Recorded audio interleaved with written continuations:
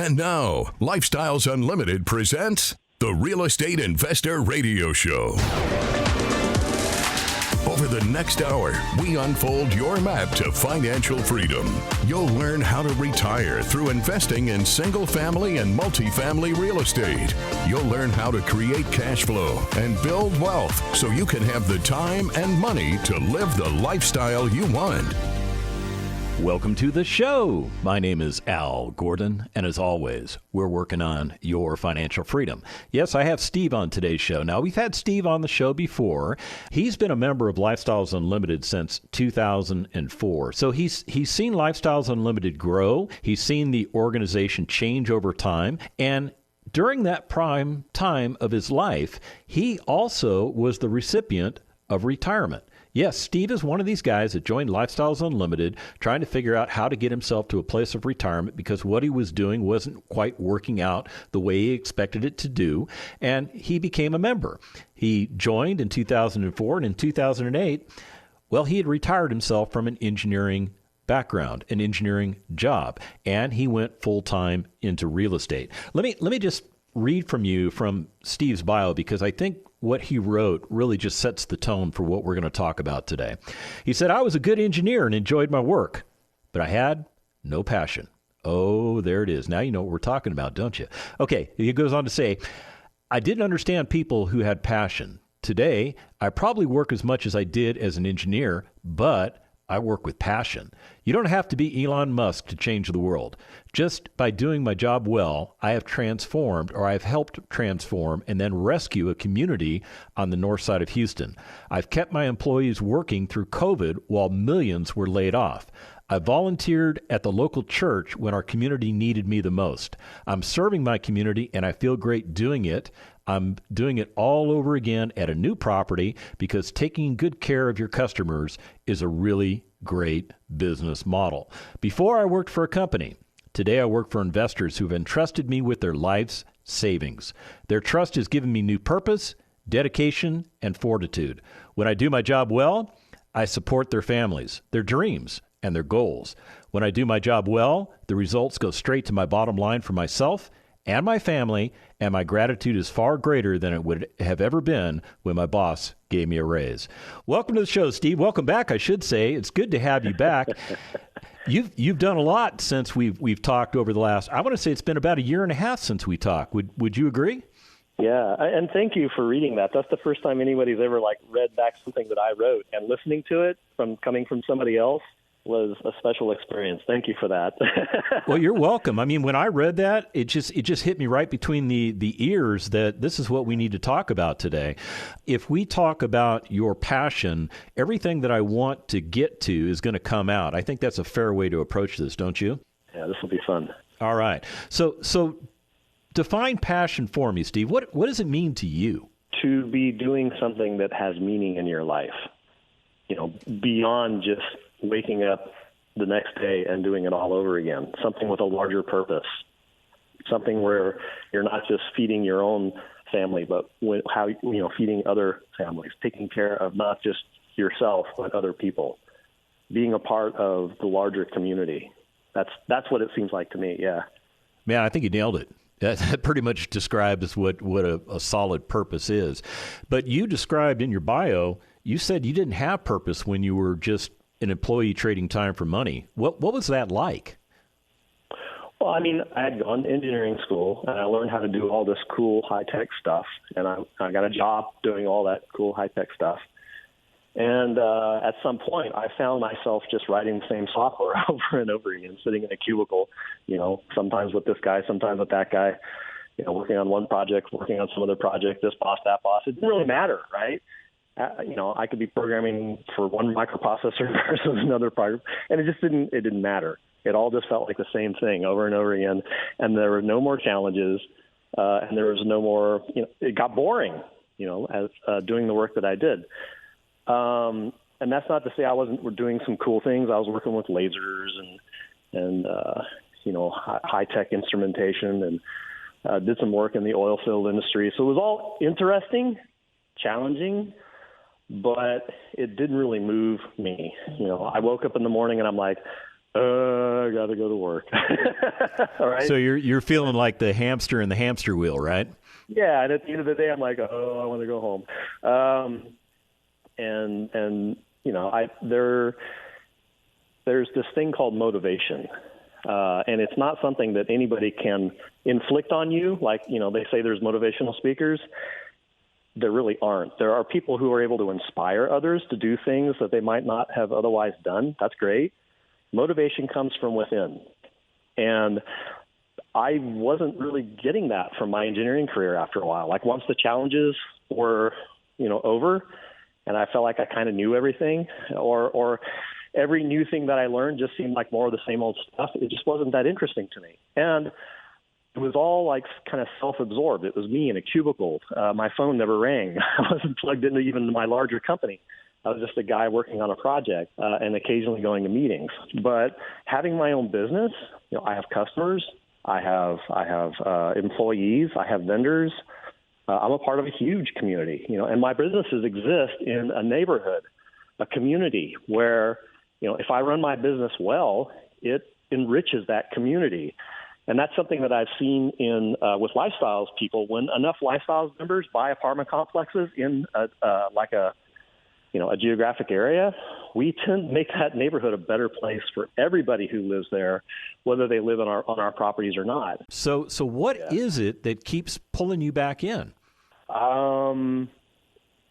Part of it is very practical. In Lifestyles, like now that I'm buying my own apartment complexes, I need investors to buy them with. Those investors come with Lifestyles, and Lifestyles facilitates that process, by providing me a pool of educated, sophisticated, sometimes accredited investors who know that I have the same education that they have. We communicate on the same level, and that helps us to do business. So, that's part of it. The education, like, I still go to classes. I still go, not as much as I used to, because I'm not going to say that I know everything. But please don't. There's one meeting that I go to once a month that I would not miss. I try not to miss it for anything. And it's because it's when I get to talk to my fellow apartment complex owners. And where else can I get that, right? These are guys who own businesses, and in theory, we all compete against each other, right? But we don't. Instead, we sit in a room and we help each other, like 20, 50, 70 people in a room helping each other. It's amazing what I get from that meeting. And then just the friendships. Like, who doesn't love talking shop with their peers? I have people that I talk to on a regular basis, a phone call, a text message, an email, and we share, our struggles. We make fun of stuff that's going on in the market. And, of course. I went to the HAA awards ceremony and watched friends of mine walk across the stage and get the same awards that I've won, and I got to applaud their success.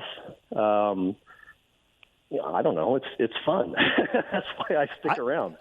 What I love about going to a Lifestyles Unlimited event is that as soon as you get there, you're in an area or in a room, wherever you happen to be, where everybody is knowledgeable about what you're knowledgeable about.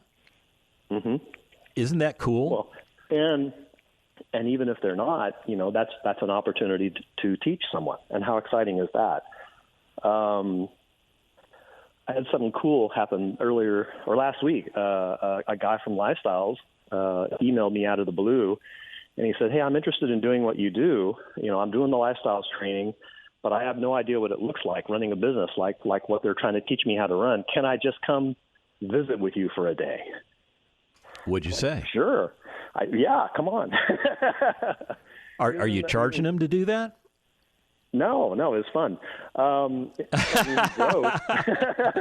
And then we visited both of my properties. I walked them around, showed them, the stuff that's made ready to rent, the stuff that's, all tore apart. I shared them, all the stories about how I found it, how I financed it, how I, renovated, how I found good employees, everything. I just shared with him all day. And there again, where else are you going to get that? That's the power of the Lifestyles community, that we give each other that level of information all the time, like it's nothing. It's not nothing. It's priceless. It is priceless. It is priceless. Yeah. And your time is very valuable. And the fact that you were willing to commit your time to another member that you literally just met is it just speaks volumes about, first of all, about your character. And it says a lot about how we as a culture at Lifestyles Unlimited operate with each other. Yeah. Oh, and of course, I did that for him because other people have done that for me. What? Right? Emery, who was the first guy I invested with, Emery Jacob, I went to visit him at his first business, and he spent, now in hindsight, I know how busy it is when you buy one of these deals. He was so busy, but he spent time with me, and he talked to me, and he explained stuff to me that I didn't have a clue because I was an engineer at the time. So I so appreciated that. I was grateful for that. And Ira did the same thing. He and I would jump in a car and go look at properties together, even though I barely knew what I was doing. And and so all the people who have shared with me make me more generous with other people. Lifestyle sets that standard that we help each other in that fashion. It's that whole what comes around goes around concept. Yeah, it's true. It's true, and it exists within our culture. I know my son is on the road to becoming an IRO. He was going to do the lead thing, but he thought, you know what?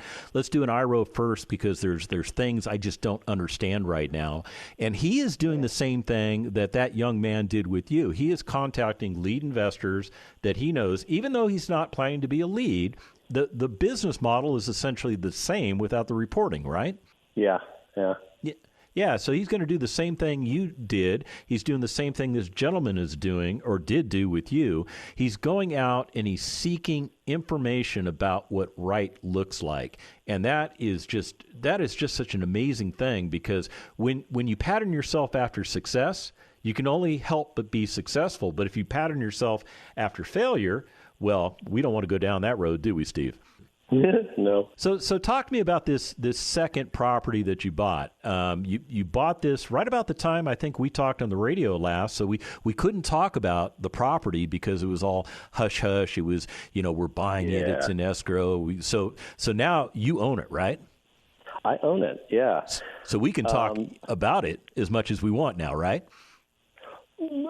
Mostly. Mostly. So it's Bayou Palms Apartments. It's on the east side of Houston here in Texas, and it is 159 beautiful apartments that I now own with about 75 investors. This is huge for me. My first deal had, I think, 17 investors, so 17 to 75. That was a big transition. That is a big jump. Yeah, but I had all of the time that I spent with Ira Gross, who I invested in 4 of his deals, and he and I were friends, and I actually worked for his property management company. And this is all because we knew each other in Lifestyles. And so because I was with Ira for so long, working his deals, when it came time for me to go do my deals, I jumped in with both feet. I didn't feel like I needed to do, an IRO or a small deal or whatever. I just jumped in. Yeah, because you had the experience. And I mean, that's exactly what we're talking about, is we're talking about the experiential level. It's amazing, and you've got to get it. You've got to be experienced to do real estate investing. But if you don't have any, where do you start? Well, Steve just told you. More to come. Stick around. Got questions? Call Lifestyles Unlimited at 855-497-4335. The Real Estate Investor Radio Show continues next. Right now, we're coming upon a great opportunity. It's that time in which you're going to find that the marketplace is changing, and it is shifting to a buyer's market away from a seller's market. Number one, the brokers don't want you to know that. They're going to do everything they can do to keep you from believing the truth. Number two, the sellers don't want to believe it, although in the back of their minds they know it. Now, that doesn't mean everybody will crater for you, but some people are going to be in those situations where they have to negotiate for deals, and you've got to be there. Now, if you're not there, you won't get one. Join us for the free online workshop, and we'll show you how to be in the right place at the right time in any market cycle. Register at lifestylesunlimitedworkshop.com. lifestylesunlimitedworkshop.com. That's lifestylesunlimitedworkshop.com.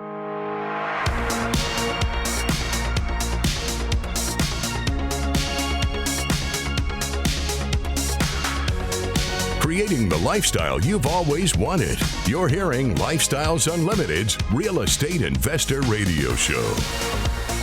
Welcome back to the second half of the Lifestyles Unlimited Real Estate Investor Radio Show. My name is Al Gordon. I'm joined by Steve, and together we're working on your financial freedom. So before we get into that second property that you own now, Steve, I've got to ask a question I know that is just hanging on the minds of our listeners. I mentioned that you became real estate retired back in 2008. Did I get that correct? Mm-hmm. Yeah.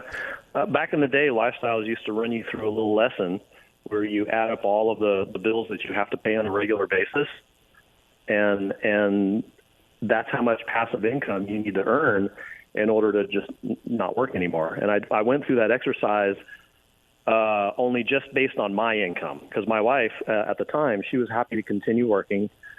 She liked her job. And so I based that equation on just the bills that I paid for the family. And it only took 4 years. My goal was 5. It took 4.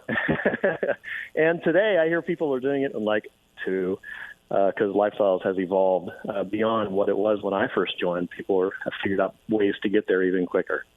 Yeah, they have. And like in my case, I'm one of those guys that did it in 2, but I did it because I was desperate, because I tried to retire. No, seriously, I tried to retire off my military pension, and I couldn't do it. There wasn't enough money. So I had to go back into the workforce, and I was doing like you, cubicle hell. And man, I couldn't take it, because once you taste that retirement, you want to keep it, right?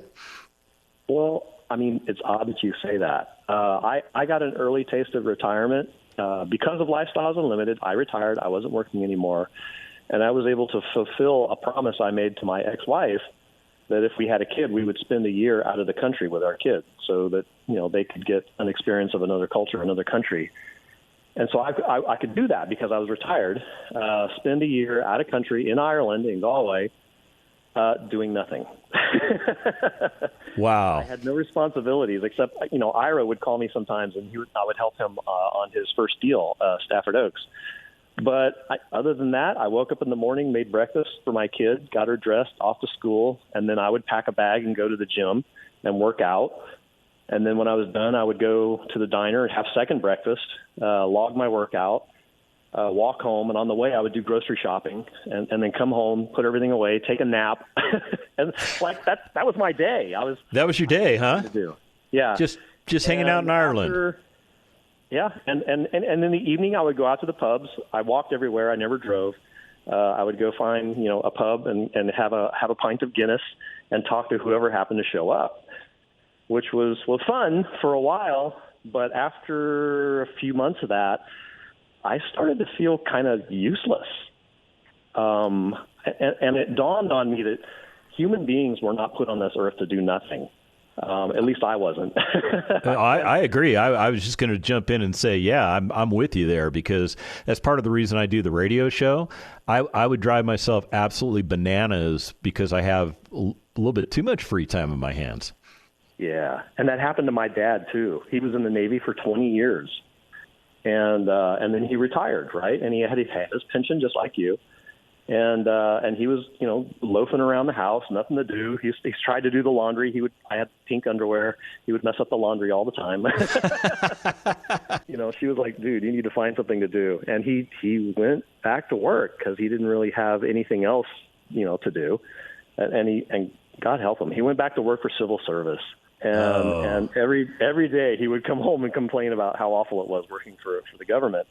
But he was, like he didn't know that already, right? Right. Yeah. Better the devil I guess. Yeah, that's true.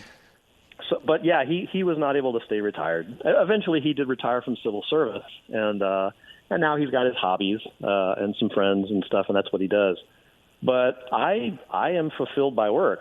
Now, I don't love working a lot, like all day, every day, 7 days a week, 12 hours a day, which happens sometimes because when you own the business, you are the ultimate responsibility. The buck stops here. But no, I enjoy having work that is meaningful to me, that fulfills my life, that helps my family, that helps my investors, that gives back to my customers and my community, and keeps my employees, well fed. So, I like that. And yeah. I just throw it away and do nothing? No, I don't want to do nothing. That's just a waste of me. Do you find your month follows some kind of pattern, like you're busier on the beginning of the month because that's when the rents are coming in, and it tends to dovetail down maybe to about the second or third week of the month that you have a little more free time? Do you feel that coming on you? Well, in the rental business, there's what we call rent week, which is the first week of the month when everybody's paying rent, and when they come in, they complain about. Well, not complain. They talk about whatever's wrong in their apartment. Something needs to be fixed. So that keeps my manager busy, and it keeps my maintenance guys busy during that time of the month. But that's not the stuff that keeps me busy, because I'm not working in my business. I'm working on my business. I do higher level stuff. I'm busy because I'm closing the books. I'm getting the final invoices in. I'm reconciling accounts, paying those final few vendors, and then trying to close the books, write a report, and send it off to my investors so they know what happened in the business for that month.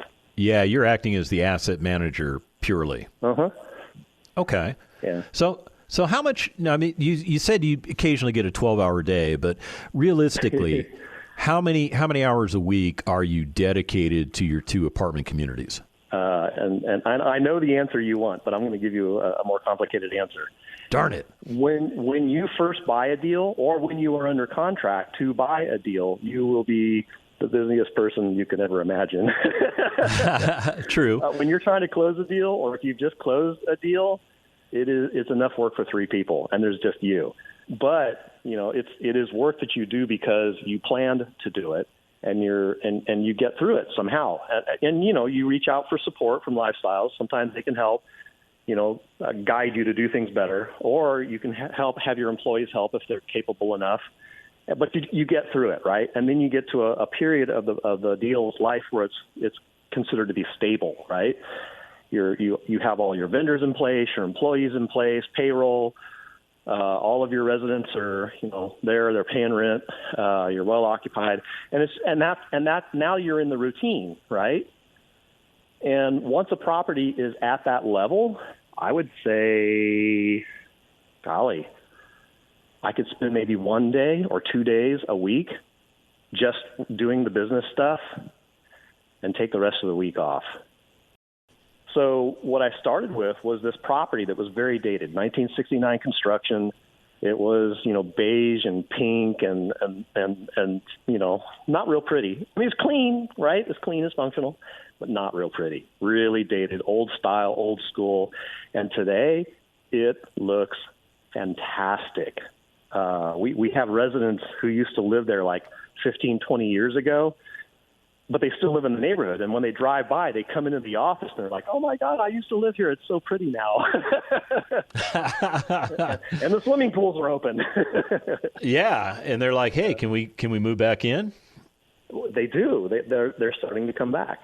People who had lived in the neighborhood and moved away because they were disappointed, now they want to come back. They like what they see. So how long is it going to take you to go through all of the units that you intend to go through? It kind of depends. You start with your budget, and then you think, I'm going to do all the interiors. But you can't just kick people out of their apartments and renovate their apartment and then move them back in. People live there. That's their home.